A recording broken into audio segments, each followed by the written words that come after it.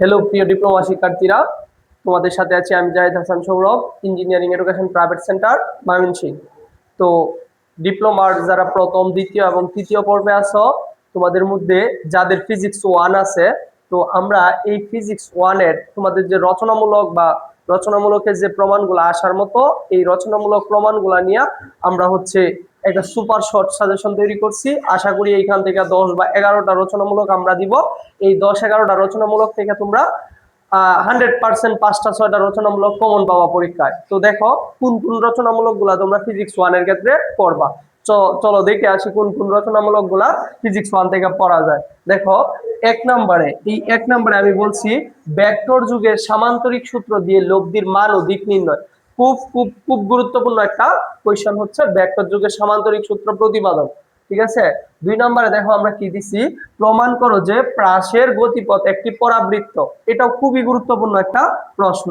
তারপরে দেখো কেন্দ্রমুখী বলের রাশিমালা প্রতিপাদন। কেন্দ্রমুখী বলের রাশিমালা প্রতিপাদন, এটাও একটা গুরুত্বপূর্ণ রচনামূলক কোয়েশ্চেন। 4 নাম্বার দেখো আমরা দিছি প্রমাণ করো যে F = ma। এটা সবাই এটার সাথে পরিচিত এবং তোমরা সবাই জানো এটা কতটুকু গুরুত্বপূর্ণ। তারপরে দেখো 5 নাম্বার হিসাবে আমরা কোন রচনামূলকটা দিছি, 5 নাম্বার হিসাবে আমরা দিছি ভরবেগের সংরক্ষণ সূত্র প্রতিপাদন। ভরবেগের সংরক্ষণ সূত্র প্রতিপাদন।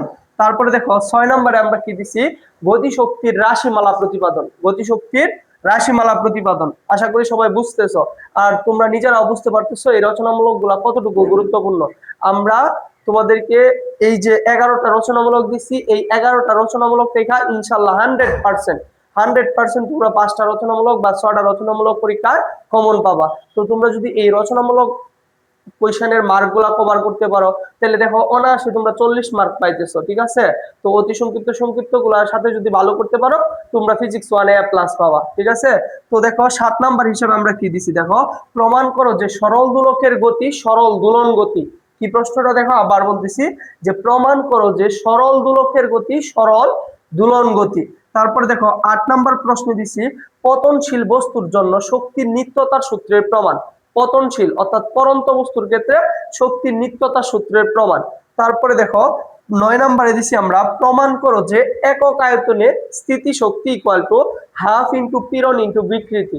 দেখো একক আয়তনে স্থিতি শক্তি ½ × পীড়ন × বিকৃতি, খুবই গুরুত্বপূর্ণ একটা কোয়েশ্চেন।